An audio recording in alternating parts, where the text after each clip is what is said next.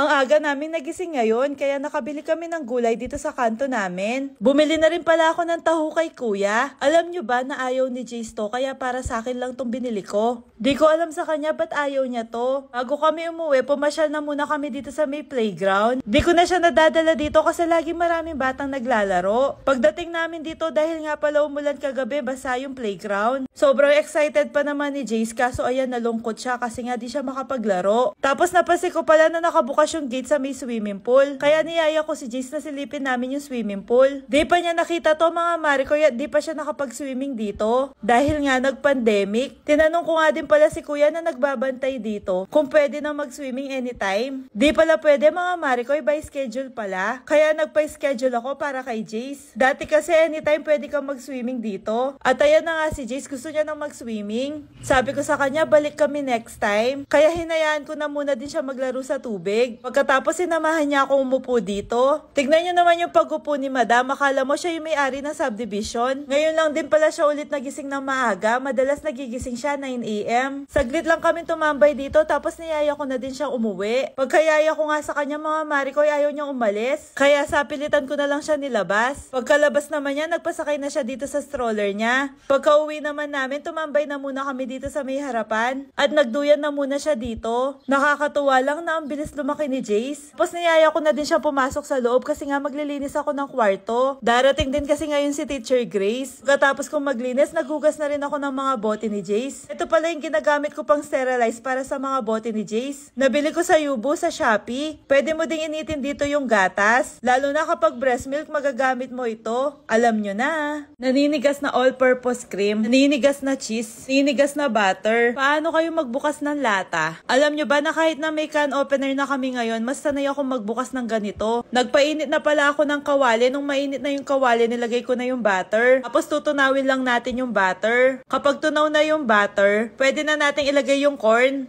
Tapos i-mix-mix lang natin. Meron din kasi nagtanong ano daw merienda ko today. Actually mga mari ko, matagal na ako nagkikrave ng ganito. At napansin ko na madami nang naninigas sa ref namin. At ayan na nga, nilagay ko na yung naninigas na cheese. Tapos i-mix-mix lang natin ulit hanggang sa matunaw. Pag tunaw na yung cheese, pwede na natin ilagay yung naninigas na all-purpose cream. Tapos i-mix-mix lang natin ulit. Alam nyo, last na kumain ako ng ganito, dalaga pa ako, na may wishing well sa Angeles, Pampanga. Kikipag-inuman pa ako nun sa mga kaibigan ko. Kaya sobrang miss na miss ko ng kainin ito. Buti na lang tulog pa si Jace, kaya magmi-me time muna ako dito. Kapag nanay ka na pala, yung mga ganitong simpleng bagay na nakakapagpasaya sa'yo. Makakain ka lang ng maayos kahit nasa bahay ka lang at ikaw lang mag-isa, sobrang panalo ka na doon. Minsan kasi di naman natin kailangan yung ibang tao para maging masaya. Ang sarap pa nga ng kain ko, bigla naman may kumakatok. Ang cute at ang gaganda, lalagay ko na lang sa bio ko yung link ng shop nila. Alam nyo na, link in my bio.